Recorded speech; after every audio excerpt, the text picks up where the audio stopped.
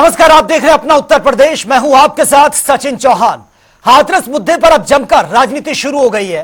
कोई सरकार की व्यवस्था पर सवाल उठा रहा तो कोई बाबा की पाखंड और प्रपंच को मौत का जिम्मेदार ठहरा रहा है। सत्ता पक्ष और विपक्ष दोनों की तरफ से जमकर राजनीति हो रही है। यह रिपोर्ट आप देखिए।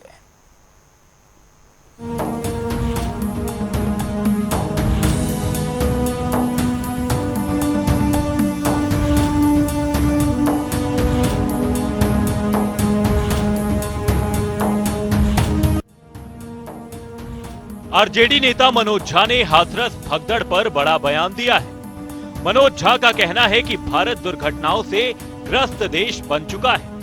स्थानीय प्रशासन को घटना की जानकारी थी, मगर राज्य सरकार की कार्रवाई महज सतही खानापूर्ति है। ऐसी दुर्घटनाओं के लिए अब तक कोई कमेटी गठित नहीं की गई है। 2 दिन बाद भी इस मामले पर कोई चर्चा नहीं हो रही है। ये देश हादसों का देश बन गया है। क्या शहर के स्थानीय प्रशासन को भीड़ की जानकारी नहीं थी? ये सब सिर्फ एक दिखावा है। इससे पहले कितनी एसआईटी और ये गठित हुई थी, आप बता दीजिए। आप लोगों के पास सारा रिकॉर्ड होता है।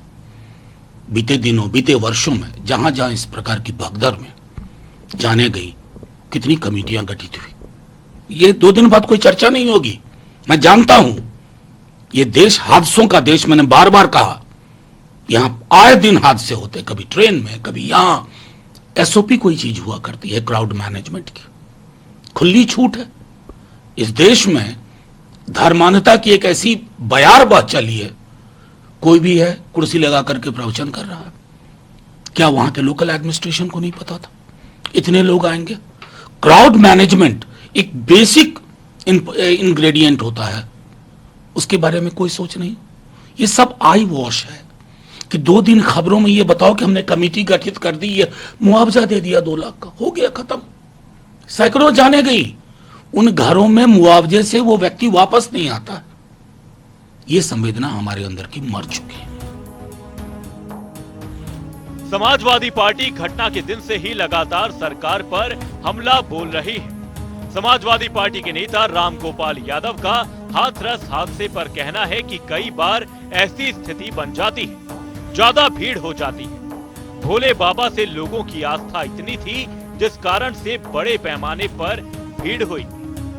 सरकार इसकी जांच कर रही है। ये हादसा है, ना कि कोई साजिश, जैसा कि लोग कह रहे हैं। सरकार को एसओपी निर्धारित करनी चाहिए कि कितनी भीड़ हो और आने जाने की व्यवस्था, सुरक्षा के इंतजाम और बाकी की चीजें तय करनी चाहिए।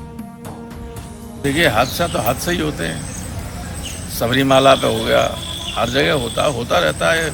जब कई बार ऐसी स्थिति बन जाती है, ज़्यादा भीड़ हो गई, आस्था इतनी थी भोले बाबा से लोगों को, इतने बड़े पैमाने पर भीड़ हो गई, और जब वो चले और पीछे लोग चले, जैसा कहा जा रहा है, हालांकि अब तो ये जांच का बिंदु है, जांच चल रही, तो उसमें एक हादसा हो गया। गवर्नमेंट इसकी जांच कर रही है। जांच करने के बाद सारी स्थिति सामने आएगी। लेकिन हादसा है, ये कोई डिजाइन या किसी के द्वारा साजिश का रास्ता नहीं, जैसा कुछ लोग कहने लगे। लेकिन मुख्यमंत्री योगी आदित्यनाथ कह रहे हैं कि इसको लेके कि किसका हाथ है। अब तो ऐसा है, उनको करना ही चाहिए। गवर्नमेंट को एसओपीज निर्धारित करना चाहिए कि इस तरह के कार्यक्रम हों तो उनमें कितनी भीड़ हो, कितने की अनुमति हो, जगह है कि नहीं, आने जाने की व्यवस्था सही है कि नहीं, एग्जिट है, एक्सेस है, सही है कि नहीं, डॉक्टरों की व्यवस्था है या नहीं, अगर शहर के अंदर है तो फायर ब्रिगेड और सारी चीज़ है कि नहीं। ये सारी चीज़ों का एसओपी जारी होगा, उसके हिसाब से ही होंगे। मनचाहे तरीके से लोग नहीं कर। हाथरस में हुए हादसे पर सभी दलों के नेता अपने अपने तरीके से अपनी राजनीति कर रहे हैं। शिवसेना यूबीटी नेता संजय राउत का कहना है कि हमारे प्रधानमंत्री जी अपने आप को एक बाबा समझते हैं। वो भोले बाबा हैं या क्या हैं मुझे मालूम नहीं, लेकिन प्रधानमंत्री अपने आप को भगवान के अवतार मानते हैं। कहते हैं मैं बायोलॉजिकल नहीं हूँ, मैं तो ऊपर से आया हूँ। इस प्रकार के प्रधानमंत्री अगर हमारे देश में हैं तो लोगों में अंधश्रद्धा तो बढ़ेगी। क्या देखेंगे, बहुत ही दुखद और दुर्भाग्यपूर्ण घटना है और पूरे देश में हमेशा इस प्रकार की घटनाएं घटती है। महाराष्ट्र में 2 साल पहले नवी मुंबई में इसी प्रकार का सत्संग हुआ था। अमित शाह जी गृह मंत्री वहाँ उपस्थित थे, मुख्यमंत्री एकनाथ शिंदे थे, उनके सामने भगदड़ मच गई और उस सत्संग में 50 से ज़्यादा लोगों की मृत्यु हो गई। इस प्रकार के सत्संग में किसी का नियंत्रण नहीं होता। ये बाबा, ये महाराज, ये लोग लोगों को बुलाते हैं और प्रशासन हाथ खड़े कर देता है। उनके ऊपर एक कानून बनना चाहिए। इस प्रकार के सत्संग की जिम्मेदारी कौन लेगा? ये बहुत दुर्भाग्य। गरीब लोग आते हैं बेचारे। केंद्रीय मंत्री एसपी सिंह बघेल ने 4 जुलाई को हाथरस भगदड़ घटना के पीड़ितों से मुलाकात की। एसपी बघेल ने बताया कि वो 3 परिवारों से मिल चुके हैं और आगे भी कई परिवारों से मिलेंगे। मृतकों के प्रति अपनी संवेदना व्यक्त करना चाहता हूँ। आगरा संपूर्ण जिले में अभी तक प्राप्त सूचना के अनुसार 17 लोगों की मृत्यु हुई है, जिसमें 16 महिलाएं हैं और 1 पुरुष है। मैं अभी मेरी लोकसभा रहन कला में 3 जगह में होकर आया हूँ और अब एतमादपुर में, उसके बाद अभी सिकतरा गांव और चिरौली, उस्मानपुर, अभी 3 गांव और जाना है, बाकी शहर में है वो देखेंगे। और मैं सबसे पहले मृतकों के प्रति अपनी शोक संवेदनाएं व्यक्त करना चाहूँगा। ईश्वर उनको अपने श्री चरणों में जगह दे और उनके परिवार वालों को इस महान दुख करने की क्षमता प्रदान करे। मुख्यमंत्री जी ने आज घटनास्थल का दौरा किया है। प्रधानमंत्री जी के द्वारा ही कल देश को पता चला जब महामहिम राष्ट्रपति के अभिभाषण के धन्यवाद प्रस्ताव पर चर्चा करते हुए उन्होंने हाथरस में हुई दुर्घटना की जानकारी दी। बाहर आने पर पता चला कि ये कुंडरी गांव में ये दुखद घटना सत्संग के समय हुई है। एडिशनल डायरेक्टर जनरल आगरा और हमारे मंडल की आयुक्त ऋतु माहेश्वरी को ये जांच दी गई है। जो लोग जहां लापरवाही हुई है, दोषी हों, चाहे वो आयोजक हों अथवा प्रशासन है, उनके खिलाफ कार्रवाई की जाएगी। निर्भया केस के वकील एपी सिंह ने हाथरस में हुई भगदड़ की घटना पर दुख जताया और कहा कि घटना बेहद दुखद और दिल दहला देने वाली थी। मैं पीएम मोदी को धन्यवाद देता हूं, जिन्होंने राष्ट्रपति के अभिभाषण के जवाब के दौरान लोकसभा में अपनी संवेदनाएं व्यक्त की। मैं मुख्यमंत्री योगी आदित्यनाथ को भी धन्यवाद देता हूं, जिन्होंने आज दौरा किया और सभी वरिष्ठ अधिकारियों को निर्देश दिए। ये घटना बहुत दुखद है, हृदय विदारक है, शब्दों में वर्णन नहीं किया जा सकता। नारायण साकार हरि ने, हम लोगों ने, मानव मंगल मिलन सद्भावना समागम ने अपनों को खोया है, अपने बच्चों को खोया है, अपनी महिला पुरुषों को खोया है। जीवन में कभी नहीं मिल पाएंगे। 100 से अधिक मौतें हुई, कितने अभी इंजर्ड हैं। सबसे पहले कल प्राथमिकता थी नारायण साकार हरि की, कि जो घटना हुई दुखद है। आज मैसेज भी दिया है कि हम उसकी भर्त्सना करते हैं, लेकिन कल की प्राथमिकता ये थी कि सबसे पहले ट्रीटमेंट हो, इलाज लोगों को उपलब्ध कराए। आप लोगों ने व्यवस्था की। मैं धन्यवाद करता हूं देश के माननीय प्रधानमंत्री जी का, जिन्होंने देश के महामहिम राष्ट्रपति जी के अभिभाषण के जवाब के दौरान माननीय प्रधानमंत्री जी लोकसभा की महत्वपूर्ण कार्रवाई 18वीं लोकसभा की चल रही थी, उस समय भी उनमें शोक संवेदना व्यक्त की। मैं धन्यवाद करता हूं उत्तर प्रदेश के माननीय मुख्यमंत्री योगी आदित्यनाथ जी का, जिन्होंने आज विजिट किया। कल तुरंत उन्होंने अपने डीजीपी को, पुलिस के आला अधिकारी को, लॉ एंड ऑर्डर को और अपने सचिव को, गृह सचिव को, होम सेक्रेटरी को तुरंत भेजा और वो कल से आज तक वहां रहे, वहां व्यवस्थाओं को देखा, सब हॉस्पिटल की व्यवस्था। मैं धन्यवाद करता हूं देश के माननीय रक्षा मंत्री राजनाथ सिंह जी का, जिन्होंने गाजियाबाद से तुरंत एनडीआरएफ की टीम भिजवाई और उनका ट्रीटमेंट और इलाज शुरू हुआ। मैं देश के महामहिम राष्ट्रपति जी, गृह मंत्री जी और प्रतिपक्ष के नेताओं का, जिन्होंने इस दुख की घड़ी में हमें संवेदना दी, हमें सांत्वना दी, हमारे हक दुख में खड़े रहे। सभी लोग खड़े हैं, इस बात को हम उनका धन्यवाद करते हैं।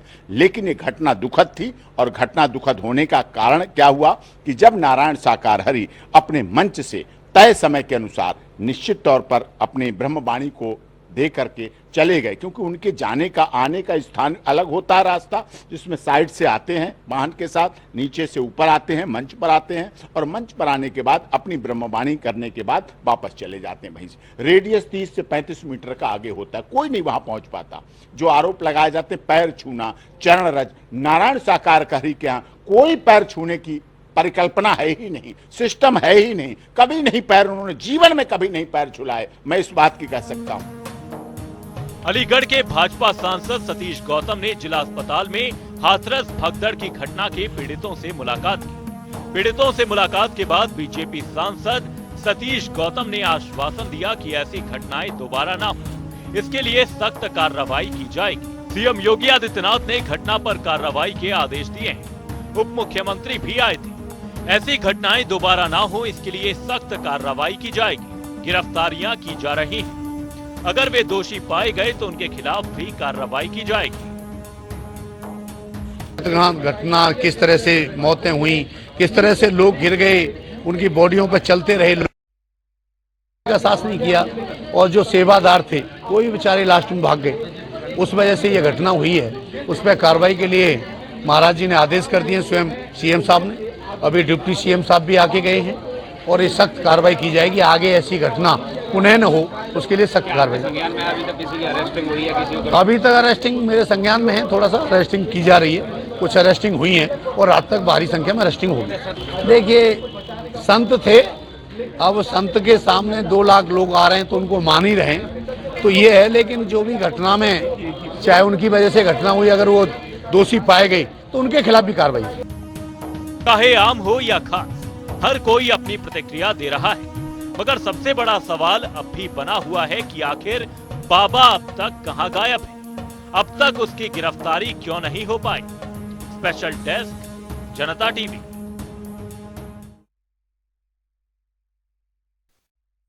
शिक्षा के अधिकार अधिनियम आरटीई के तहत स्कूलों के प्रवेश में एडमिशन में जो लापरवाही की जा रही है, उसकी समीक्षा में डीएम सूर्यपाल गंगवार ने साफ कहा है कि ऐसे जो है 600 से अधिक स्कूलों पर जल्द ही कार्रवाई की जाएगी और 1100 से ज़्यादा बच्चे एडमिशन लिए इंतजार कर रहे हैं। तो इन जो बच्चों का इंतजार है वो खत्म होने की उम्मीद की जा रही है, क्योंकि डीएम ने सख्त रवैया अख्तियार किया है और कई स्कूलों ने कार्रवाई शुरू भी कर दी है।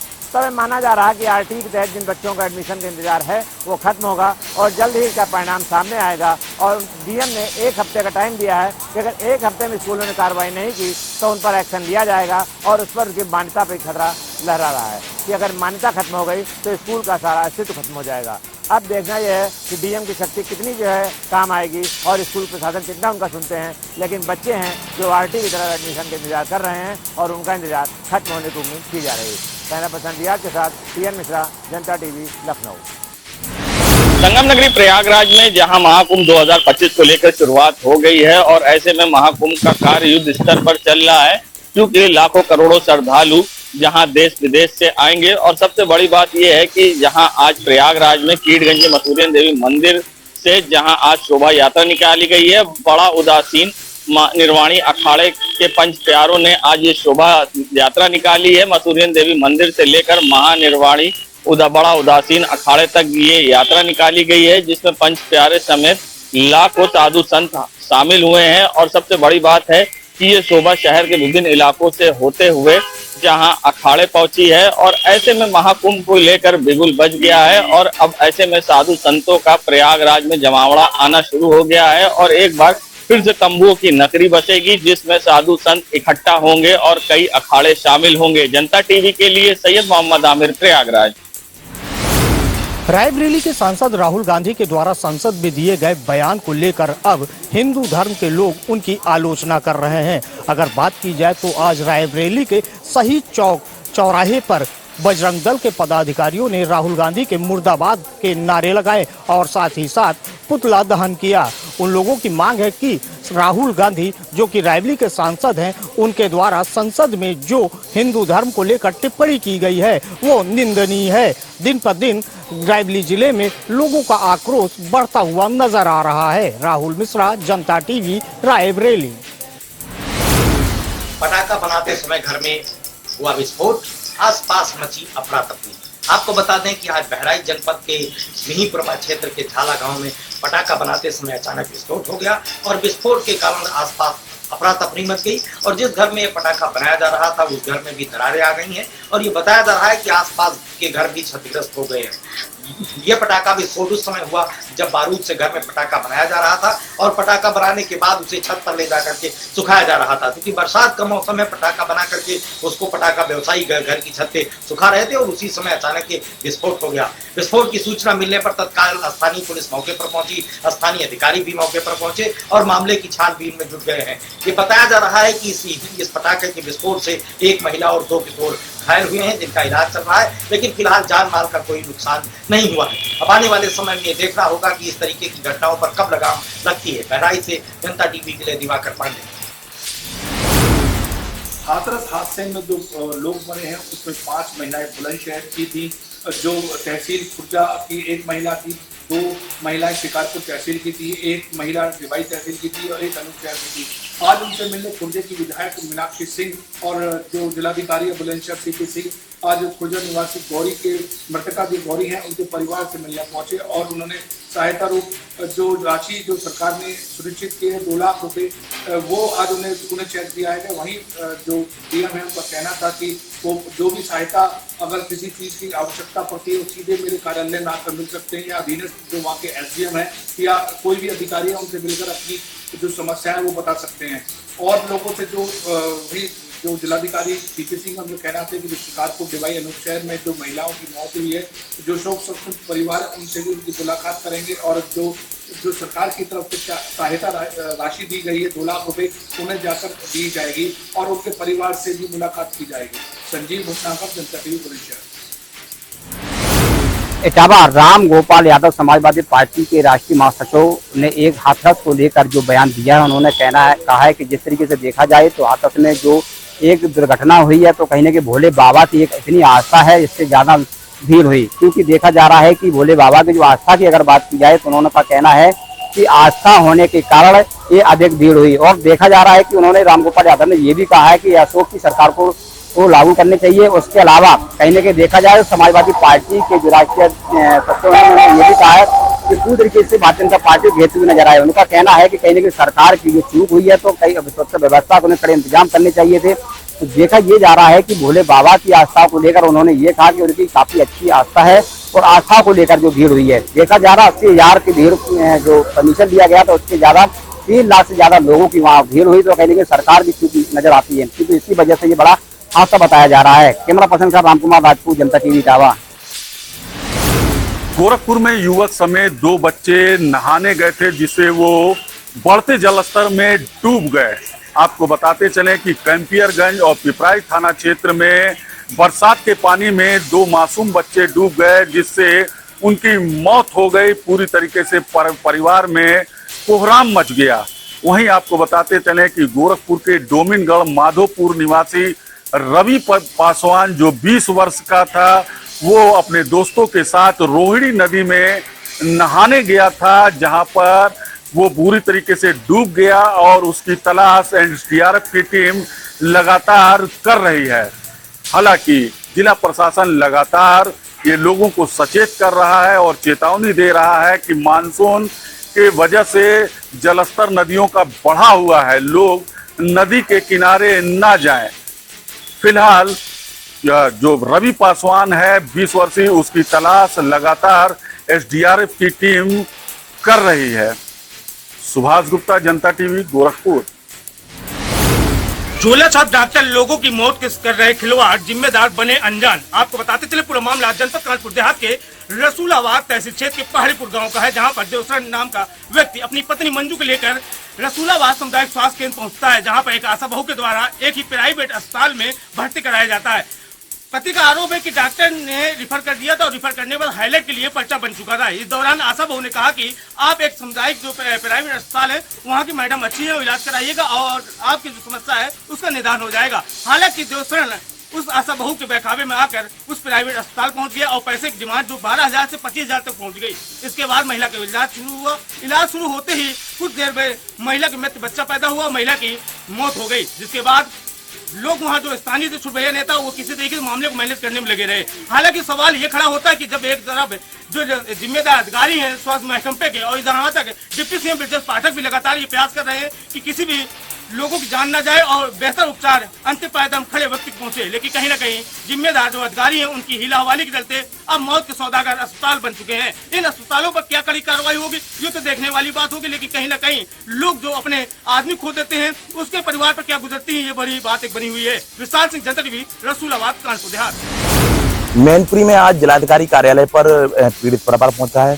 पीड़ित परिवार की शिकायत है कि उसकी जमीन पर अवैध तरीके से कब्जा किया जा रहा है। दमंग भूमाफिया जो है उसकी जमीन पर कब्जा कर रहे हैं। और दरअसल पूरा मामला जो है औंचा थाना क्षेत्र के उमरहुआ गांव का है, जहां पर पूर्व विख्यात जो छबराम डाकू मैनपुरी में जो रहे हैं उसका बेटा जो है उसकी जमीन पर कब्जा कर रहा है, और जब वो खेत पे जाता है तो उसे जान से मारने की धमकी भी दी जा रही है। तो वहीं पर उसने मुख्यमंत्री के लिए भी प्रार्थना पत्र दिया है अपनी जान और माल सुरक्षा के लिए, और वहीं पर आज जिलाधिकारी को ज्ञापन देते हुए अपनी सुरक्षा की और अपने खेत की मेड़बंदी और उसकी नापतोल के लिए भी उसने न्याय की गुहार लगाई है। एनपी से प्रमोद पांडे, जनता टीवी।